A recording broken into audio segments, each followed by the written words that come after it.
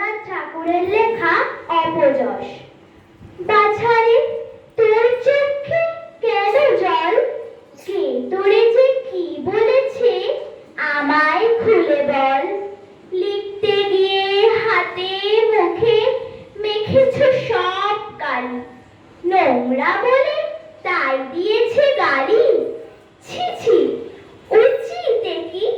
পূর্ণ শশী মাখে বসি, নোংরা বলুক দেখি।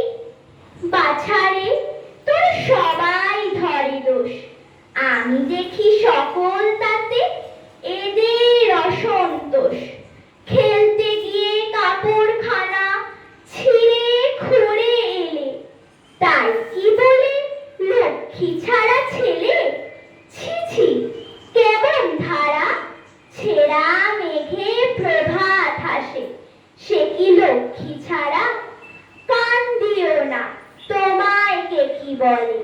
তোমার নামে অপবাদ যে ক্রমেই বেড়ে চলে।